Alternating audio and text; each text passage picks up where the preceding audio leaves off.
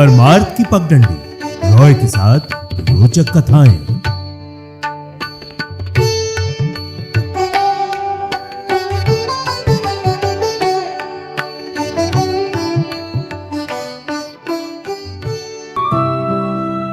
रॉय के साथ royal FM पर हो रही है आपसे मुलाकात। आप सबको नमस्कार, प्रणाम, हर हर महादेव। और आज परमार्थ की पगडंडी पर 12 ज्योतिर्लिंग श्रृंखला के अंतर्गत 7वें ज्योतिर्लिंग की कथा, यानी कि बाबा विश्वनाथ की कथा। शिव पुराण के अनुसार काशी भगवान शिव का प्रिय धाम है। ऐसा कहा जाता है कि भगवान शिव स्वयं इस नगर की स्थापना करने के बाद यहीं बस गए और वे इसे कभी नहीं छोड़ते। यहाँ भगवान शिव अपने भक्तों को मोक्ष प्रदान करते हैं और यहीं मोक्ष प्रदान करने के लिए वे सदा काशी में ही निवास करते हैं। काशी को अनादि और अविनाशी माना जाता है, जिसका अर्थ है कि ये स्थान सृष्टि के निर्माण से पहले भी था और इसके अंत के बाद भी विद्यमान रहेगा। शिव पुराण में वर्णन मिलता है कि जब सृष्टि का अंत होता है तब भी काशी ध्वस्त नहीं होती, क्योंकि यह स्थान भगवान शिव की कृपा से शाश्वत बना रहता है। श्री काशी विश्वनाथ ज्योतिर्लिंग उत्पत्ति से जुड़ी एक पौराणिक कथा शिव पुराण में विस्तार से वर्णित है। कथा के अनुसार जब संसार में कुछ नहीं था, तब भगवान ने प्रकृति और पुरुष की रचना की और उन्हें तप करने की आज्ञा दी, किंतु तप के लिए कोई स्थान नहीं था। तब महादेव ने अंतरिक्ष में स्थित सभी सामग्रियों और संपूर्ण तेज के सारभूत से 5 कोस का एक नगर बनाया और प्रलय काल में जब वो नगर डूबने लगा तब शिव ने उसे अपने त्रिशूल पर धारण कर लिया। तत्पश्चात जब ब्रह्मा जी द्वारा सृष्टि की रचना की गई तब महादेव ने काशी को अपने त्रिशूल से उतारकर धरती लोक में स्थापित कर दिया। ये काशी नगरी लोक कल्याण करने वाली, कर्म बंधन का विनाश करने वाली, मोक्ष तत्व को प्रकाशित करने वाली तथा ज्ञान प्रदान करने वाली है। तत्पश्चात शिवजी ने अपने अंश अविमुक्त नामक लिंग को स्वयं स्थापित किया और उसे कभी भी काशी का त्याग ना करने का आदेश दिया। ब्रह्मा जी का एक दिन पूरा होने पर अर्थात सृष्टि के प्रलय काल के समय भी काशी का नाश संभव नहीं है। कर्म के बंधनों का नाश करने के कारण ही इस नगरी को काशी नाम से जाना जाता है। श्री काशी विश्वनाथ ज्योतिर्लिंग का धार्मिक महत्व अत्यधिक है। इसे मोक्ष प्रदान करने वाला ज्योतिर्लिंग माना जाता है।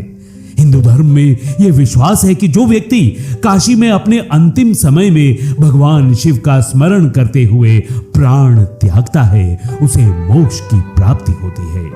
शिव पुराण में यह भी बताया गया है कि काशी में मृत्यु को प्राप्त करने वाला व्यक्ति सीधे भगवान शिव के धाम को प्राप्त होता है और पुनर्जन्म के चक्र से मुक्त हो जाता है। इस कारण से लाखों लोग काशी में अपने अंतिम समय में भगवान शिव के दर्शन की इच्छा रखते हैं।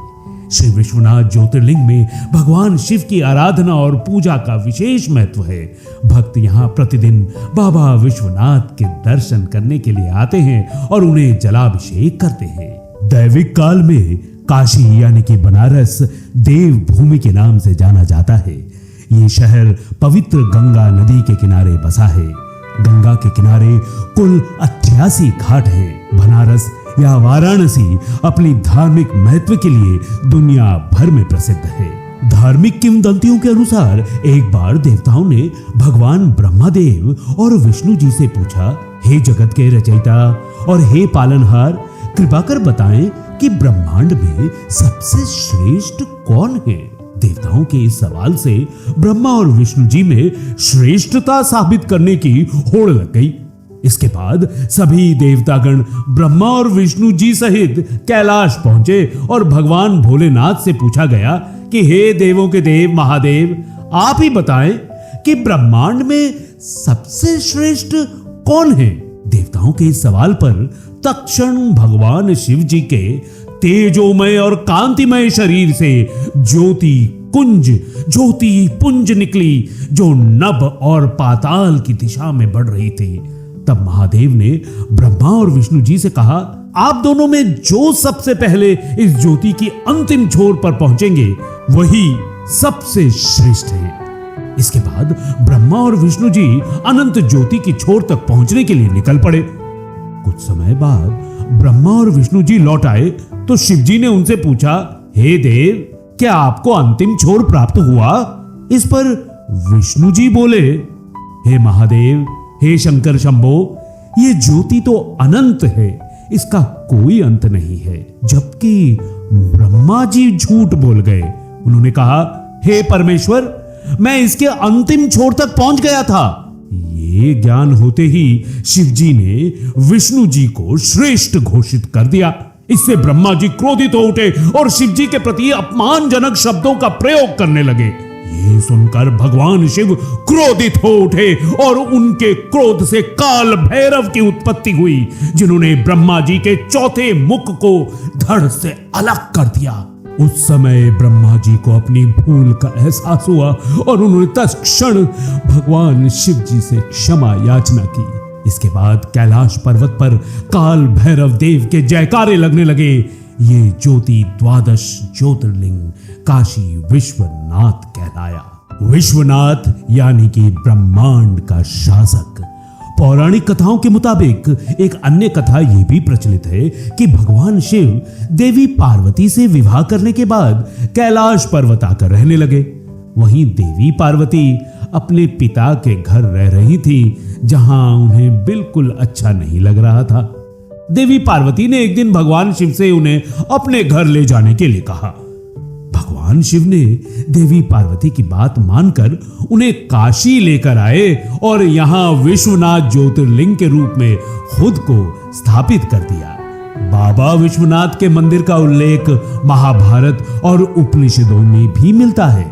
इस मंदिर का निर्माण किसने कराया, इसके बारे में पुख्ता जानकारी नहीं है, लेकिन 1194 में जब मोहम्मद गौरी ने आक्रमण किया तो मंदिर टूट चुका था और इस मंदिर का निर्माण फिर से कराया गया, लेकिन जौनपुर के सुल्तान महमूद शाह ने उसे दोबारा तोड़वा दिया। इतिहासकारों के मुताबिक बाबा विश्वनाथ मंदिर का जीर्णोद्धार अकबर के 9 रत्नों में से एक राजा टोडरमल ने करवाया था। उन्होंने साल 1585 के लगभग में अकबर के आदेश पर नारायण भट्ट की मदद से इसका जीर्णोद्धार कराया था। काशी विश्वनाथ भगवान शिव का सबसे प्रिय स्थान है और जैसा कि हमने आपको बताया कि काशी भगवान शिव के त्रिशूल की नोक पर विराजमान है। भगवान शिव के 12 ज्योतिर्लिंगों में से काशी विश्वनाथ 7वां ज्योतिर्लिंग है। शिव महापुराण की कथा के अनुसार भगवान शिव ही पुरुष रूप में शिव और स्त्री रूप में शक्ति नाम से प्रसिद्ध हुए। शिव शक्ति से मिलकर 2 चेतन यानी प्रकृति एवं पुरुष भगवान विष्णु की रचना की। तब प्रकृति एवं पुरुष अपने माता पिता को सामने न पाकर सोच में पड़ गए। उस समय आकाशवाणी हुई। आकाशवाणी बोली, तुम दोनों को जगत की उत्पत्ति हेतु तपस्या करनी चाहिए, तभी सृष्टि का विस्तार होगा। वे दोनों बोले, हे स्वामी, हे नाथ, हम कहां जाकर तपस्या करें? यहां पर कोई ऐसा स्थान ही नहीं है जहां तपस्या की जा सके। तब भगवान शिव ने 5 कोस लंबे चौड़े शुभ व सुंदर नगर की तुरंत रचना कर दी। वे दोनों भगवान शिव के चरणों का स्मरण करके वहां तपस्या करने लगे। उन्हें इस प्रकार तपस्या करते करते बहुत समय बीत गया। उनकी कठिन तपस्या के कारण उनके शरीर से पसीने की बूंदें निकली। उन श्वेत जल की बूंदों को गिरता हुआ देखकर भगवान विष्णु ने अपना सिर हिलाया। तभी उनके काम से एक मणि गिरी और वो स्थान मणिकर्णिका नाम से प्रसिद्ध हो गया। जब उनके शरीर से निकली जल राशि से वो नगरी बहने लगी, तब भगवान शिव ने अपने त्रिशूल की नोक पर उसे रोक लिया, उसे थाम लिया। तपस्या में किए गए परिश्रम से थककर विष्णु और उनकी पत्नी प्रकृति वहीं उसी नगर में सो गए। तब शिव जी की प्रेरणा स्वरूप विष्णु जी की नाभि से कमल उत्पन्न हुआ। उसी कमल से ब्रह्मा जी उत्पन्न हुए। भगवान शिव की आज्ञा पाकर भगवान ब्रह्मा जी ने सृष्टि की रचना आरंभ कर दी। ब्रह्मा जी ने 50 करोड़ योजन लंबा और 50 करोड़ योजन चौड़ा ब्रह्मांड रच दिया। इनमें 14 अद्भुत लोकों का निर्माण भी ब्रह्मा जी ने किया। तब भक्तवत्सल भगवान शिव के मन में विचार आया कि संसार के सभी प्राणी तो कर्मपाश में बंधे रहेंगे, सांसारिक मोह माया में पड़कर भला वे मुझे कैसे पा सकेंगे। भगवान शिव ने ऐसा मन में विचार करके अपने त्रिशूल से 5 कोस नगरी उतार कर ब्रह्मांड से अलग कर दी और इसी क्षेत्र में उन्होंने अपने अविमुक्ति ज्योतिर्लिंग की स्थापना कर दी। यही 5 कोसी कल्याणदायिनी और मोक्षदात्री नगरी काशी कहलाई। भगवान शिव ने इस नगरी में अपने ज्योतिर्लिंग की स्थापना करने के बाद से फिर से मृत्युलोक में त्रिशूल के माध्यम से उसे जोड़ दिया। संसार के समस्त प्राणियों के मध्य से सत्व रूप में और बाहर तामस रूप में विराजमान परमात्मा भगवान शिव ही हैं। सत्व आदि गुणों से युक्त वही रुद्र हैं जो सगुण होते हुए निर्गुण और निर्गुण होते हुए भी सगुण हैं। उन कल्याणकारी भगवान शिव को प्रणाम करते हुए रुद्र बोले, हे विश्वनाथ, लोकहित की कामना से आपको यहाँ विराजमान रहना चाहिए। मैं आपके अंश से उत्पन्न हूँ।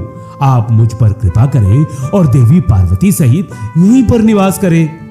तब भगवान शंकर संसार के कल्याण के लिए काशी में शिव पार्वती सहित निवास करने लगे। उसी दिन से काशी नगरी सर्वश्रेष्ठ नगरी हो गई। कहा जाता है मोक्ष की कामना करने वालों को काशी नगरी अवश्य जाना चाहिए। मान्यता है कि काशी विश्वनाथ धाम के दर्शन से हर प्रकार के पापों से मुक्ति मिल जाती है। काशी को मोक्ष प्रदान करने वाली नगरी के रूप में जाना जाता है। जय बाबा विश्वनाथ, जय बाबा भोलेनाथ, जय बाबा विश्वनाथ।